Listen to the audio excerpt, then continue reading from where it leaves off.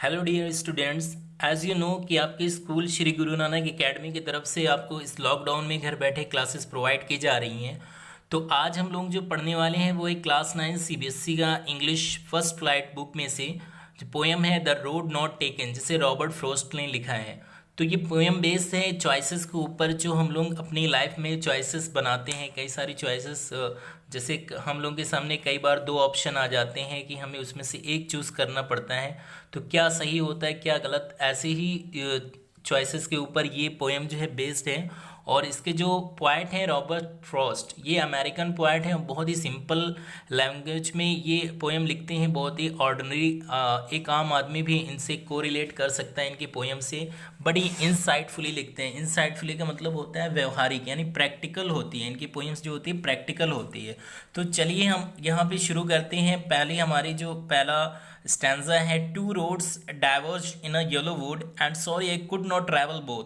कह रहे हैं कि दो रोड जो है वो एक येलो वुड में डाइवर्ज हो रहे हैं और मैं दोनों पे नहीं चल सकता। डाइवर्ज का मतलब होता है डिवाइडेड इन टू पार्ट्स या open in two parts. You can imagine V letter, V for van, या फिर विक्ट्री वाला जो साइन होता है उसके, मैं उसको एज्यूम कर सकते हो आप लोग कि इसी को बोलते हैं डाइवर्ज। तो एक येलो वुड का मतलब ये हुआ कि ऑटम का जो मंथ होता है उसमें पेड़ अपनी पत्तियां गिरा देते हैं और वो पीली पत्तियां हो जाती हैं, तो उसी को यहाँ पे पोएट ने येलो वुड कहा है।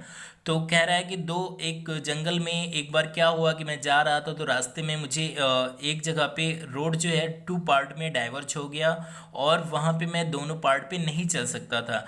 And be one traveller long I stood and look down one as far I could to where it bent in the under growth.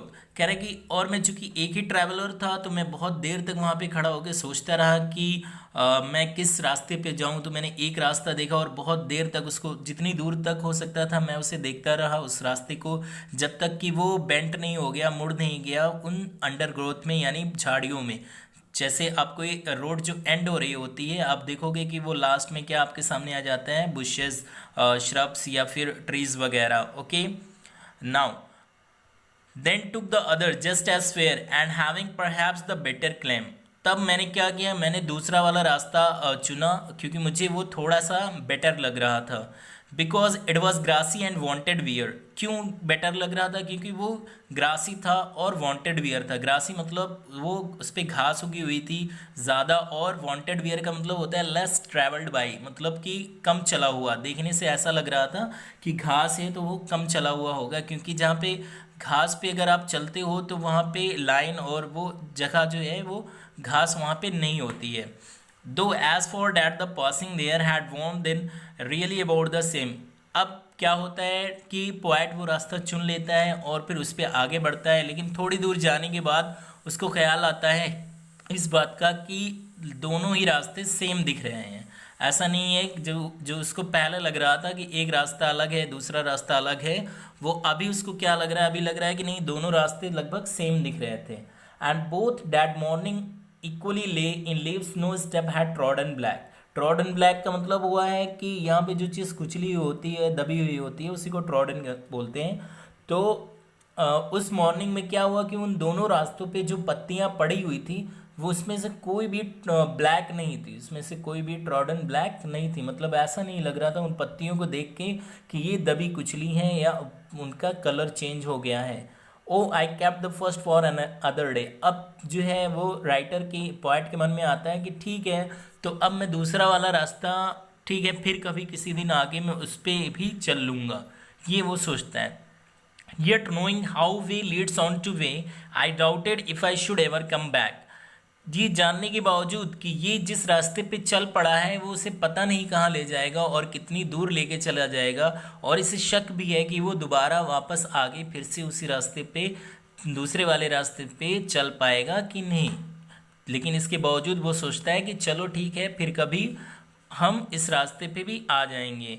Next है, I shall be telling this with a sigh somewhere ages and ages hence. अभी point यहाँ पे कहते हैं कि इस बात को, जो यहाँ पे मतलब मैंने जो भी यहाँ पे हुआ है, इसको मैं एजेस एंड एजेस हेंस यानी सालों बाद, बहुत सालों के बाद भी मैं इसको किसी को बता रहा हूँगा साई के साथ। साई मतलब होता है आह भरना। तो मैं आह भरते हुए, चाहे वो खुशी से होता है एक दुख से होता है, तो आह भरते हुए मैं बता रहा हूँगा, two roads diverge in a wood and I took the one less travelled by, कि दो रोड जो है वो डाइवर्ज हो रहे थे जंगल में, दो रोड डाइवर्ज हो रहे थे, लेकिन मैंने कौन सा चुना जिसपे कम लोग चले थे। And that has made all the difference, और इसी वजह से आज जो भी डिफरेंसेस हैं, या जो भी मुझे जिस आप मकाम पे खड़ा हुआ देख रहे हो, वो सारी चीज़ें उसी की वजह से हुई हैं कि जो मैंने दूसरा रास्ता चुना था।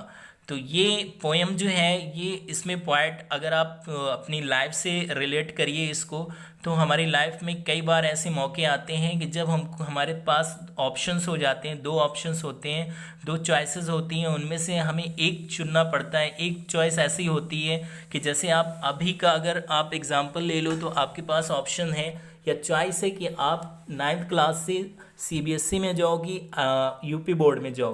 तो ऐसे देखा जाए तो यूपी बोर्ड में सारे लोग जाते हैं, और वो बहुत ही आप जाना बूझा है, और उस पर बहुत सारे लोग उसमें पढ़ाई कर चुके हैं। आपके घर में भी बहुत सारे लोग होंगे जो यूपी बोर्ड से पढ़े हुए होंगे, तो वो देखने में वो रास्ता आसान लग रहा है। लेकिन जो दूसरा वाला रास्ता है सीबीएसई वाला, उस पे जो है कम लोग चले होते हैं, मतलब इस एरिया में कम ही लोग हैं, और वो उस पे वो बिल्कुल नया नया सा लग रहा है। और फिर भी अगर उस रास्ते को देखिए, पॉइंट ने क्या किया, जिस रास्ते पे कम लोग चले थे उसी को चुना उसने।